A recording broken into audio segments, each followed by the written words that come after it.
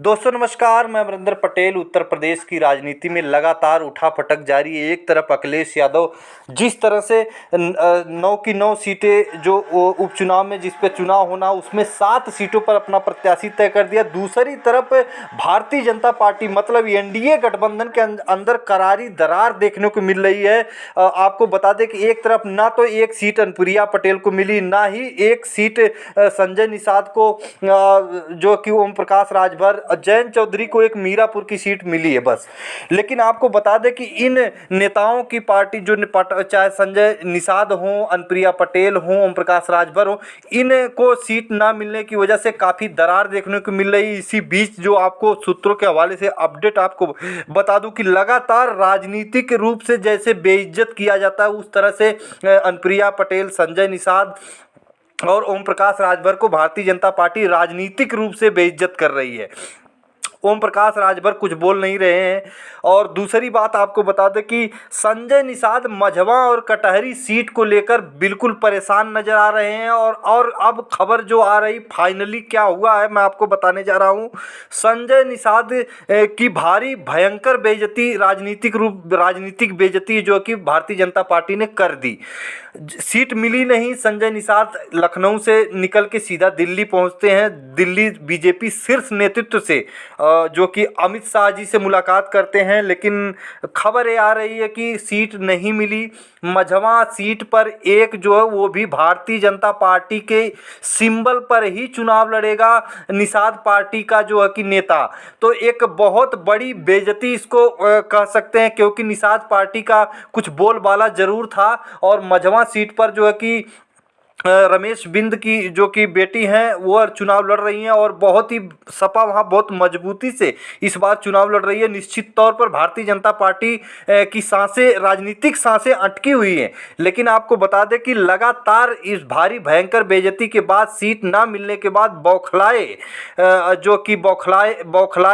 संजय निषाद दिल्ली पहुँचते, शीर्ष नेतृत्व से बात करते हैं। लेकिन जब वहाँ पर जो अपडेट आ रही है, जो खबर आपको बता दूँ कि एक मझवा सीट वो भी दी गई है, वो भी भारतीय जनता पार्टी कमल के फूल के सिंबल पर, ये जो कि निषाद पार्टी का जो संजय निषाद का प्रत्याशी लड़ेगा।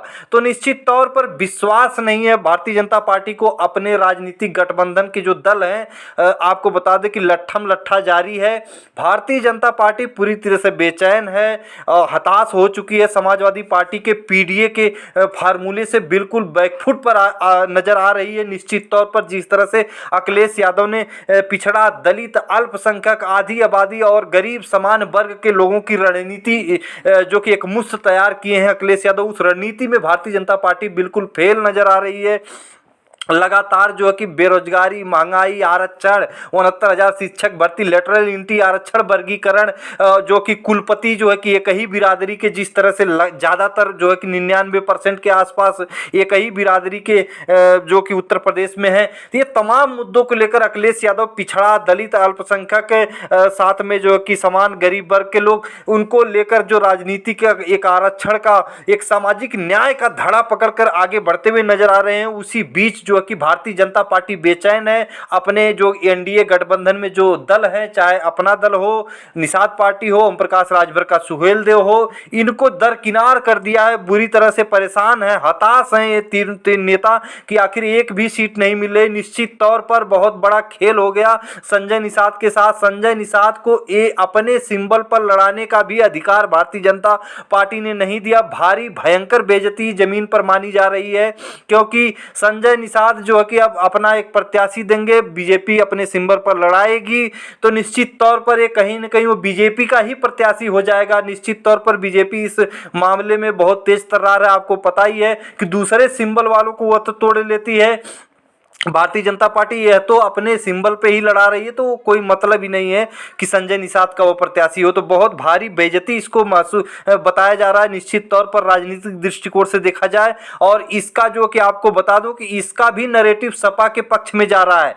अनुप्रिया पटेल, संजय निषाद, ओम प्रकाश राजभर को एक भी टिकट नहीं मिलने का मतलब है कि भारतीय जनता पार्टी के खिलाफ इनका वोटर निश्चित तौर पर उग्र होकर, राजनीतिक उग्र होकर और समाजवादी पार्टी की तरफ जो कि मुख करेगा, क्योंकि कारण है कि भारतीय जनता पार्टी को सबक सिखाना है। तो इस तरह से भी रणनीति बिल्कुल भारतीय जनता पार्टी के खिलाफ ही जा रही है। तो बहुत बड़ी अपडेट है, लगातार अपडेट जारी रहेगी। फिर मिलेंगे अगली वीडियो में, तब तक के लिए नमस्कार।